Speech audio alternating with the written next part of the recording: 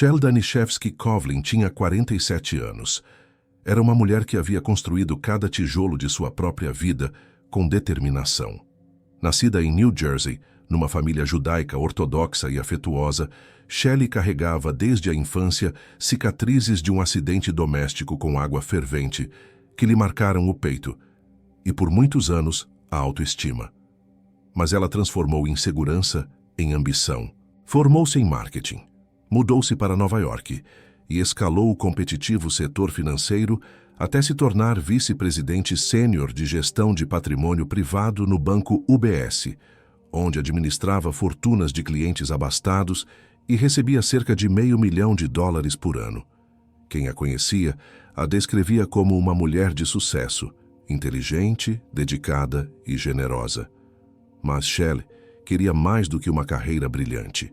Sonhava com uma família, com filhos, com alguém para dividir a vida. Aos 36 anos, esse desejo ainda não havia se concretizado. Até que, numa noite de fevereiro de 1998, tudo pareceu mudar. Quando a polícia chegou àquele banheiro na manhã de 31 de dezembro, encontrou uma cena que parecia contar uma história simples. Um escorregão trágico, uma queda fatal na banheira. O caso foi encerrado rapidamente. O corpo foi enterrado em menos de 24 horas, sem autópsia, conforme os costumes da fé ortodoxa da família. Mas enquanto os Daniszewski sentavam para a Shivá, a semana de luto judaico, perguntas incômodas começaram a emergir.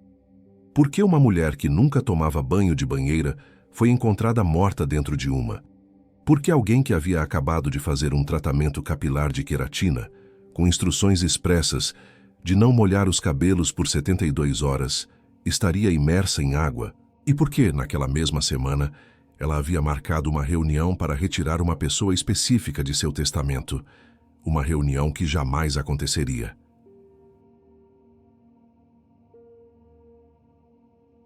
A história de Shelley Daniszewski e Roderick Coughlin teve início em fevereiro de 1998, durante um evento para solteiros judeus realizado no bar Le Bar Bat, localizado no bairro de Hell's Kitchen, em Manhattan. Naquela época, Shelley era uma mulher de 36 anos, formada em marketing e com uma carreira em plena ascensão no setor financeiro de Nova York. No evento, ela conheceu Roderick, carinhosamente chamado de Rod, que tinha 25 anos e era 11 anos mais novo do que ela. A atração entre os dois foi imediata, e tão intensa que ambos sentiram uma conexão avassaladora, a ponto de cogitarem voar para Las Vegas naquela mesma noite para se casarem imediatamente. Shelley chegou a telefonar para sua irmã, Eve, para contar sobre o homem maravilhoso que acabara de conhecer e sobre o plano impulsivo do casamento. Eve, preocupada com a pressa e temendo que a decisão partisse o coração dos pais da noiva, conseguiu convencer a irmã a desistir da ideia apressada. Apesar de não terem viajado para Nevada, o romance avançou de forma meteórica, resultando em um noivado apenas 6 semanas após o primeiro encontro. Em setembro de 1998, pouco mais de 6 meses depois de se conhecerem, Shelley e Rod oficializaram a união em uma cerimônia judaica tradicional, cercada por familiares e amigos. Shelley estava profundamente apaixonada e acreditava que Rod era o parceiro ideal, pois ele compartilhava de sua fé judaica e vinha de um ambiente familiar semelhante ao dela, tendo sido criado com valores tradicionais nos subúrbios de Nova York. No início, o casamento parecia perfeito, e Shelley, que já era bem-sucedida profissionalmente, não hesitou em financiar o estilo de vida do casal. No entanto, desde cedo, alguns familiares de Shelley nutriam dúvidas sobre Rod, começando a percebê-lo como um oportunista, que parecia mais interessado nos benefícios financeiros que a esposa poderia proporcionar do que em construir sua própria carreira. 2 anos após o casamento, no ano 2000, nasceu a primeira filha do casal, Anna. Naquele momento, Shelley se considerava a pessoa mais feliz do mundo por ter sucesso no trabalho. Um marido bonito e agora uma filha. A família era muito ativa na comunidade judaica e frequentava regularmente a sinagoga local enquanto criavam a menina. Shelley trabalhava arduamente como vice-presidente sênior, de gestão de patrimônio privado no banco UBS, onde administrava grandes fortunas de clientes abastados e recebia um salário anual de aproximadamente $500 mil. Rod, por sua vez, embora formado em engenharia civil, nunca atuou nessa área e preferiu buscar um mestrado em negócios e gestão pouco depois do casamento. Ele tentou algumas vezes a carreira de corretor de ações e outros empreendimentos financiados por Shelley, mas todos os seus esforços profissionais fracassaram ou foram abandonados rapidamente. Enquanto a fase inicial de encantamento passava, Shelley começou a notar que Rod não se empenhava em manter um emprego, sendo frequentemente demitido por baixo desempenho, ausências ou por dedicar seu tempo de trabalho a outros interesses. A relação sofreu um golpe devastador quando Shelley engravidou de gêmeos. Ela estava entusiasmada e preparou o quarto dos bebês com uma empolgação radiante. Mas complicações no terceiro trimestre resultaram em um parto prematuro traumático. Um dos bebês morreu ainda no útero e o outro sobreviveu apenas algumas horas. Essa tragédia abalou profundamente o estado psicológico de Shelley, mas em vez de oferecer amparo, Rod começou a se distanciar emocionalmente e a ser cruel. Ele passou a humilhá-la constantemente, criticando seu corpo pós-gravidez e atacando sua autoestima em um momento de extrema vulnerabilidade. Shelley foi informada de que não poderia conceber novamente, o que levou o casal a recorrer a uma doadora de óvulos para ter o segundo filho em 2006, um menino chamado Miles. Mesmo com o nascimento do filho, Rod agia com desdém, lembrando Shelley de que ela não era a mãe biológica da criança e usando esse fato para feri-la emocionalmente. Ao longo dos anos, Rod desenvolveu uma obsessão profunda pelo jogo de gamão, acreditando ser um jogador profissional e dedicando virtualmente todo o seu tempo à atividade. Ele passava as madrugadas jogando online e viajava frequentemente pelo país para participar de torneios, além de frequentar o New York City Backgammon Group. Quando não estava envolvido com o jogo, Rod dedicava-se intensamente à academia, muitas vezes treinando 2 vezes por dia, enquanto Shelley continuava sendo a única provedora financeira da casa. Mesmo quando conseguia empregos em firmas de consultoria financeira, ele acabava demitido por gastar o tempo de expediente jogando online.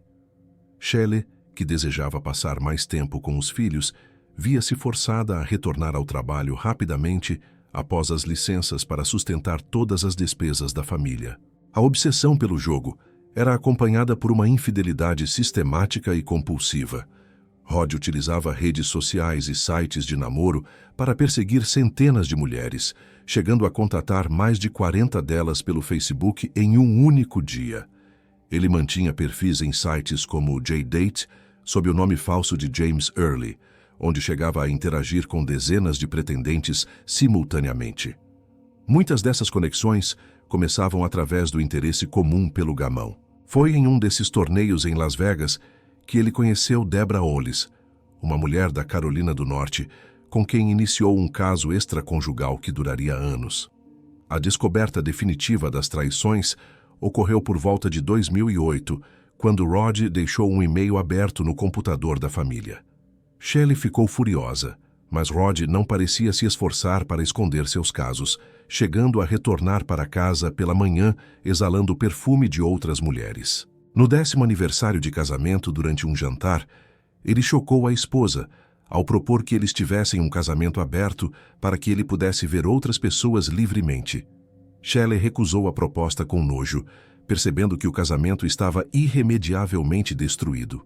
No início de 2009, o clima na residência tornou-se insuportável devido à raiva incontrolável de Rod, levando Shelley a desabafar por e-mail com sua irmã sobre o medo que sentia de que toda a fúria dele resultasse em algo terrível no futuro.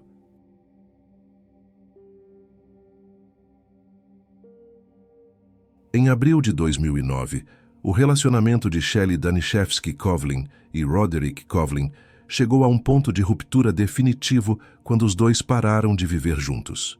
Preocupada com o bem-estar dos filhos e querendo evitar que os conflitos crescentes os afetassem negativamente, Shelley tomou a decisão generosa de alugar um apartamento para Rod no mesmo prédio onde ela residia, o edifício Dorchester Towers. Enquanto ela permanecia no apartamento 515, Rod mudou-se para o apartamento 510, localizado exatamente do outro lado do corredor. Shelley inicialmente permitiu que ele mantivesse as chaves de sua casa para que pudesse visitar as crianças livremente em sua presença. No entanto, esse arranjo que visava ser civilizado rapidamente se transformou em um cenário de hostilidade intensa. Durante um passeio de família ao Jardim Botânico no Dia das Mães, Rod insultou Shelley de maneira cruel, alegando que ela não respeitava a mãe dele, o que resultou em uma discussão violenta. Apavorada, Shelley enviou mensagens à sua irmã Eve, relatando que a situação havia se tornado insuportável e que Rod estava forçando a mudança de seus pertences de volta para o apartamento dela contra a sua vontade. Após se reunirem em uma loja de sapatos e conversarem seriamente, Eve aconselhou a irmã a finalizar o casamento de vez. Naquela mesma semana, após uma confrontação física presenciada pela babá Rosie Reed, Shelley finalmente entrou com o pedido de divórcio, encerrando oficialmente 11 anos de união. Enquanto Shelley florescia tanto pessoal quanto profissionalmente, retomando sua carreira bem-sucedida e voltando a frequentar encontros sociais, Rod enfrentava graves dificuldades financeiras sem o suporte da esposa. Tomado pelo ressentimento, ele iniciou uma campanha de assédio sistemático contra a ex-esposa. Rod invadia o apartamento de Shelley quando ela estava ausente e instalou um programa espião chamado registrador de teclas em seu computador para monitorar cada e-mail e mensagem trocada.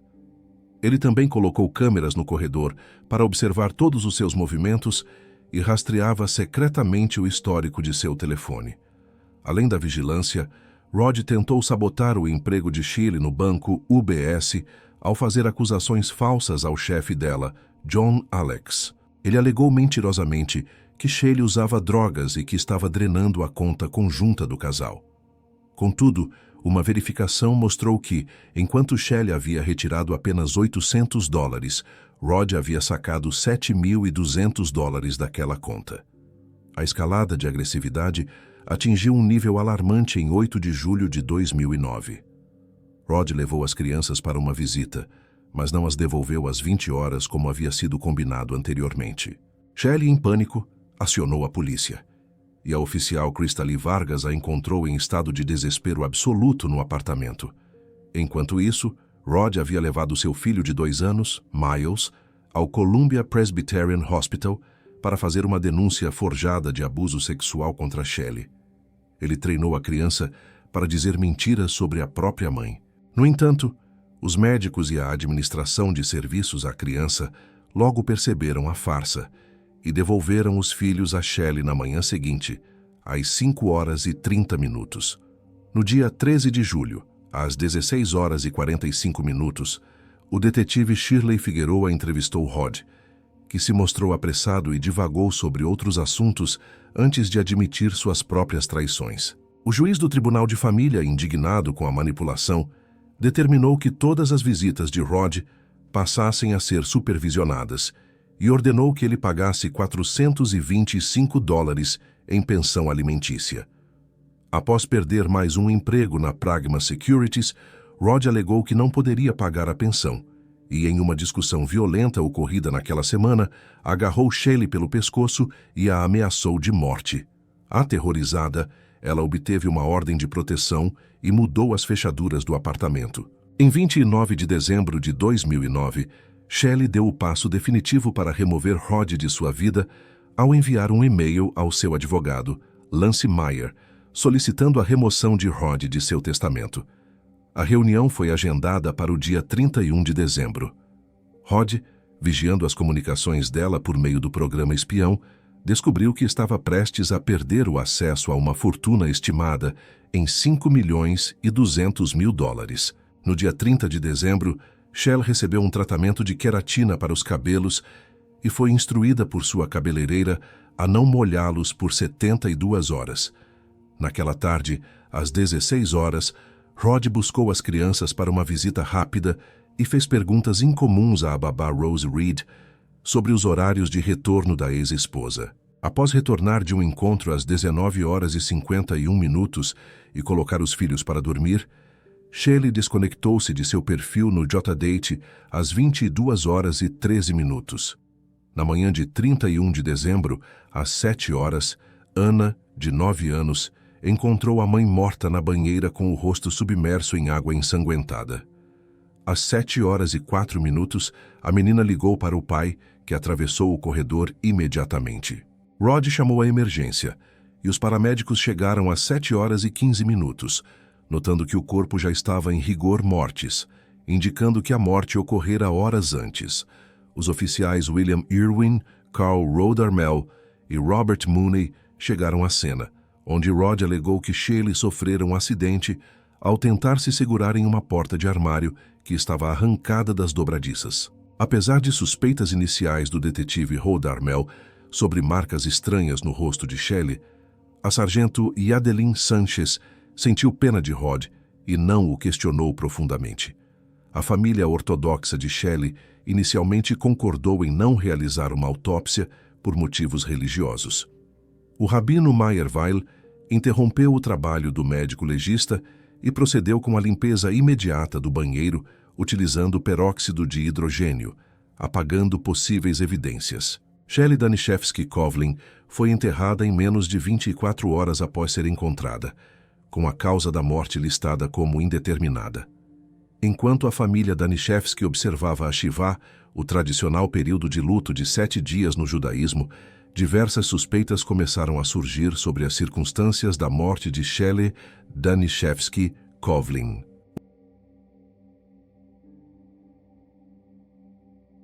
O detetive Rodarmel já havia manifestado inquietude na manhã de 31 de dezembro de 2009, sentindo que os detalhes da cena não se alinhavam com a narrativa apresentada. A irmã de Shelley, Eve, ficou imediatamente chocada com a alegação de que a vítima estaria na banheira, pois Shelley tinha o hábito estrito de tomar apenas banhos de chuveiro.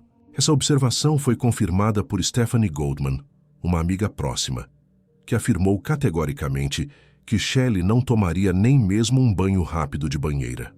Além disso, a família apontou que Shelley havia passado por um tratamento capilar de queratina no dia anterior, que exigia manter o cabelo seco por pelo menos 72 horas. Para eles, não fazia sentido que ela arruinasse um procedimento caro mergulhando o cabelo em água tão pouco tempo depois. À medida que as dúvidas cresciam, o nome de Rod Coughlin tornou-se o foco central das preocupações. Eve recordou o temperamento violento do ex-marido e o medo constante que Shelley sentia, mencionando inclusive episódios anteriores de agressão física. Um fato decisivo surgiu quando o advogado de testamentos de Shelley, Lance Meyer, revelou que ela havia agendado uma reunião para a manhã de sua própria morte, com o objetivo exclusivo de remover Rod de seu testamento. Como o documento não foi alterado a tempo, Rod permanecia como herdeiro de uma fortuna avaliada em $5.200.000. A família rapidamente uniu o acesso que ele tinha ao apartamento com o enorme motivo financeiro e o histórico de abuso doméstico. Apesar desses indícios, os detetives Rodarmel e Francis Brennan explicaram que não podiam obter mandados de busca ou intimações enquanto o caso estivesse registrado como um acidente. A única forma de avançar na investigação seria por meio de uma exumação e uma autópsia, uma decisão que inicialmente enfrentava a resistência da família devido às suas convicções religiosas profundas. Diante da paralisia das autoridades, os Daniszewski contrataram o investigador particular Michael Swain para realizar uma análise independente. Ao examinar o banheiro, Swain imediatamente questionou a teoria de queda acidental. Ele notou que o armário que Shelley supostamente teria agarrado ficava em uma posição muito alta e distante da banheira para que ela o alcançasse durante um escorregão. Além disso, Swain observou que os parafusos e as dobradiças foram arrancados da parede, algo que a estrutura física pequena e magra de Shelley não teria peso ou força para fazer, sugerindo que outra pessoa teria provocado o dano. O investigador também encontrou apenas uma toalha de mão no local, sem qualquer sinal de uma toalha de banho. Outro detalhe importante foi a localização dos produtos de higiene, como shampoo e condicionador, que estavam guardados no box do chuveiro e não próximos à banheira. Esses elementos levaram Swain a concluir que a cena havia sido forjada para parecer um acidente. Com base nessas evidências, a família autorizou relutantemente a exumação. Em 1º de março de 2010, 2 meses após o sepultamento, o corpo de Shelley foi examinado pelo médico legista-chefe, Dr. Jonathan Hayes. O exame revelou que o osso ríoide de Shelley estava fraturado, o que é considerado um sinal clássico de estrangulamento manual. Hayes também identificou arranhões no rosto, petequias nos olhos indicativas de asfixia e hematomas nos braços. Os arranhões na parte inferior do rosto sugeriam que a própria vítima teria tentado afastar as mãos de um agressor de seu pescoço. Essa hipótese foi reforçada pela análise de DNA do material encontrado sob as unhas de Shelley, que pertencia exclusivamente a ela mesma. Em abril de 2010, o atestado de óbito foi alterado oficialmente de acidente para homicídio. A investigação oficial, no entanto, enfrentou grandes dificuldades devido à contaminação prévia do local. Somente em julho de 2010, a polícia conseguiu um mandado de busca para o apartamento. Ao chegarem à residência, descobriram que a fechadura da porta havia sido preenchida com cola, obrigando os policiais a arrombarem a entrada. No interior, a cena estava comprometida porque o apartamento havia sido meticulosamente limpo pelo rabino Meyer Weil logo após a morte, por razões religiosas. Weil havia drenado a água com sangue, usado peróxido de hidrogênio para esfregar o chão e movido itens manchados para o quarto. Além disso, os detetives notaram que as grades de ventilação haviam sido removidas ou adulteradas, possivelmente para ocultar dispositivos de gravação ou vigilância eletrônica. O telefone celular de Shelley, que estava desaparecido, também reapareceu misteriosamente sobre o criado mudo 5 semanas após o crime. Como a limpeza profunda eliminou rastros de DNA ou impressões digitais, os investigadores precisaram se apoiar nas fotografias tiradas na manhã de 31 de dezembro. As imagens mostravam arranhões vermelhos e hematomas nos lábios e braços de Shelley que não condiziam com um simples escorregão. A autópsia confirmou ainda que 2 de suas costelas foram deslocadas durante o ataque. O detetive Rod Armel também relembrou que, apesar de Rod alegar ter mergulhado para tirar Shelley da água, suas roupas estavam secas e limpas quando os primeiros policiais chegaram. Outro ponto suspeito foi a compra de refrigerantes e águas com gás por Rod, na madrugada da morte, o que a promotoria mais tarde sugeriu ser uma tentativa de limpar manchas de sangue do carpete ou lençóis, utilizando as propriedades desses líquidos. O conjunto de evidências da cena forjada, aliado ao motivo financeiro e aos sinais físicos de luta, direcionou as suspeitas definitivamente para um ato criminoso premeditado.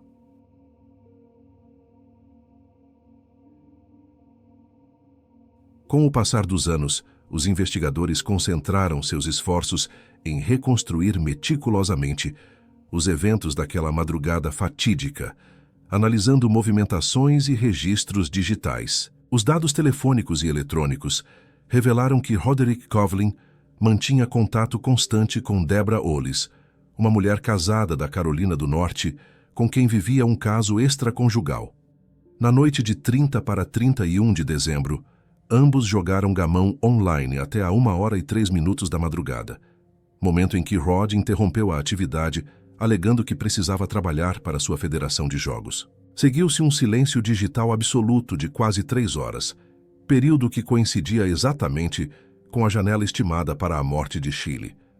Às 4h13 da madrugada, as câmeras de segurança do edifício registraram Rod saindo para comprar suprimentos.